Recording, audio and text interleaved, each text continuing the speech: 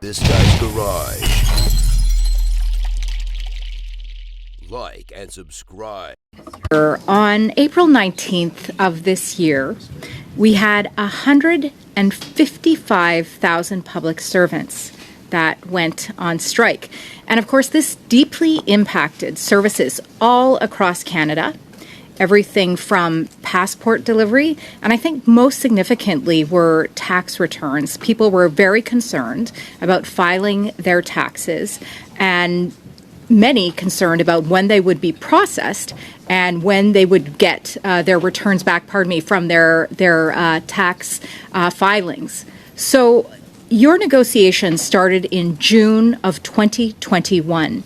Why could you and the Treasury Board not come to an agreement when you had 2 full years to do so?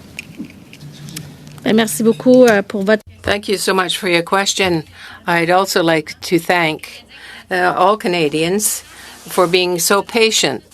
The negotiating, bargaining process is necessary in the public service.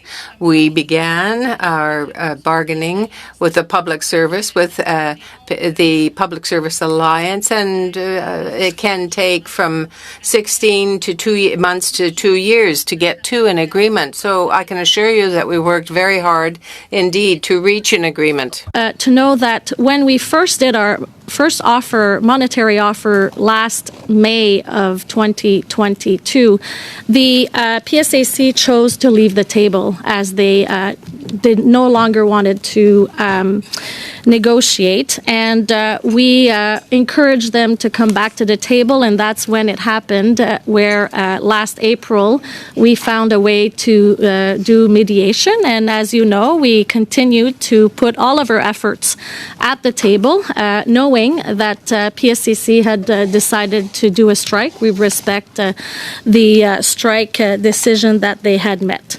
But we did get to an agreement, and I was very proud, and I'm waiting to ratify it. Because we had almost a 2-week strike, where so many services came to a standstill. Passports, as I said, seniors worried about getting their tax returns. Can you tell Canadians and Canadian taxpayers today, how much did that 2-week strike cost Canadians? How much did 155,000 public servants on strike cost Canadians, please? Well, thank you again. And I do want to thank Canadians for their patience. As we know, we did have some essential services that were possible. Some of those essential services were, for example, EI, veterans, supports. And one, of course, as you mentioned, passports was not something that was considered essential, except if it was a humanitarian reason, which, as we know, it takes a lot to be able to do that. Therefore, I have to say that we concentrated on getting a good deal, and when the strike was over, I know that Minister Gould was sure to have all of the efforts to get back on track, and we are back on track with passports. Did you get a good deal? I think Canadians are wondering, did you get a good deal? I've read the PSAC summary, and for PSAC members, it's 12% wage increase over 4 years, 12.6% compounded over 4 years, a $2,500 pensionable lump sum payment averaging 3.7% of salary. That's an average of $23,000 per public servant, and this excludes Madam President, group-specific allowances as well as group-specific wage adjustments. So I think the question on every Canadian's mind right now is how much, and I'm very grateful you reached these negotiations finally. I look forward to them being ratified. How much will this cost Canadians, Madam President? How much will this cost Canadians, please? Thank you. And I believe we have a good deal that is reasonable for Canadians and also fair for public servants. It's an ongoing cost will be estimated to $1.3 billion a year.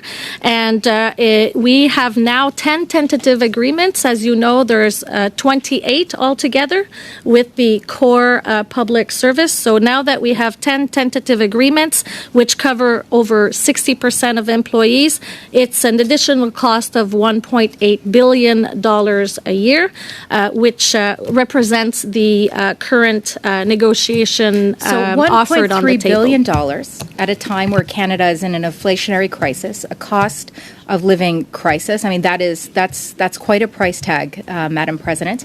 I will say, now going forward with services, as I said, many services were impacted during the strike themselves. Are there any backlogs in services, or are there still services which are still not being delivered to Canadians as a result of this strike?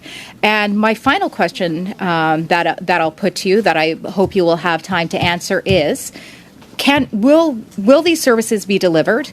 And is there the expectation that we will not have another strike in the future, given the pending of the ratification of these negotiations and agreements, Madam President? So for the three questions you asked, first, for the vote is happening right now, and I respect the PSAC will ratify, hopefully, that vote. And it's happening as we speak, so let's look forward to a positive vote. Second, as for services, I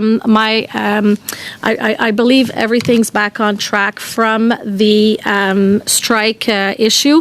As we know, there are some of the services that were in backlog before we started the strike. So I know that at this time, the effect of the strike, I believe we are back in service. And the third question you asked, I have to say that we did follow the public commission, the public Interest Commission, which had recommended a certain percentage, which is the one that we offered to public servants.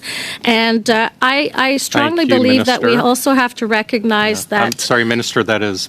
sorry, it's past our time. Okay. I'm very interested in talking about collective bargaining. Minister, with many public servants now working remotely, as we were discussing earlier, they will be eligible for home office deductions on their income tax. Can you tell us what the cost ramifications to the Treasury is for all the public servants working from home who are now eligible to claim home office deductions on their income tax? First, I just want to maybe start by saying how important it is to look at how hybrid can complement and really help in delivering the best services to Canadians.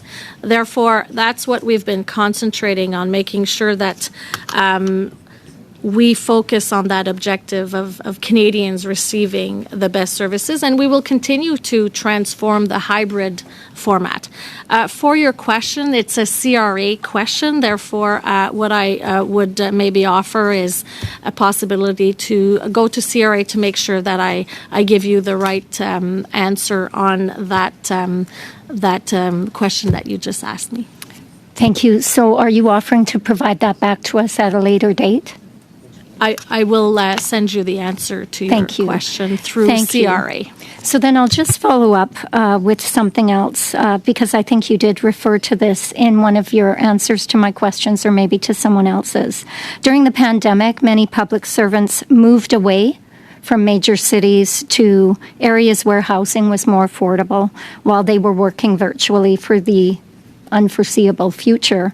Many of these people moved more than 125 kilometers away from their workplace, and now they will be eligible for travel expenses when they are required to be in the office.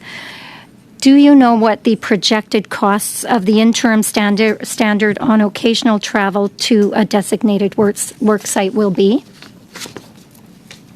So again, thank you. And as we move forward with this hybrid by design, there are many things that we are looking. And of course, departments need to look at how those agreements, if they continue or not, for how the members of the public service will deliver through which department they're in. So that's one thing that we know that we're still transforming this hybrid, which is not something that is a done deal. It has to be something that is transforming our delivery of services. But Mireille might be able to answer part of your question. Thank you for your question. So the interim standard is a pilot project that will be there in place for 2 years or approximately 2 years. So we will be gathering information in terms of costs. So there's a couple things that are there. That is that we are expecting that it's going to be used on exceptional basis. This is not to come to, let's say, Ottawa every week. It's just from 1 or twice a year. And there is no money associated with this pilot. So that means that departments have to fund this within their envelope. So more to come on that in terms of the true costs, and we'll be able to evaluate and see if this is actually something that we want to pursue over the long run. Thank you. A minute and a half, great. Okay, another question that I have for you, Minister. In the listing of statutory authorities under budgetary, you are seeking $737 million in additional interest. And this is coming only 2 months after the budget. Is this related to real return bonds? It's a legislative, not expense, a legislative amount. So I'm not seeking any approval on this. Okay. It's for information only. It's listed as part of the supplementary estimates. Interest on Unmatured Debt Financial Administration Act, $737 million. That's just being provided to us for information. Can you tell us what this additional interest is for, and is it related to real return bonds? Je vais te laisser répondre. It is related to interest increases, and the amount that you have in front of you matches what is included in budget 2023. And if you have more questions, that will be for the Minister of Finance. Thank you very much.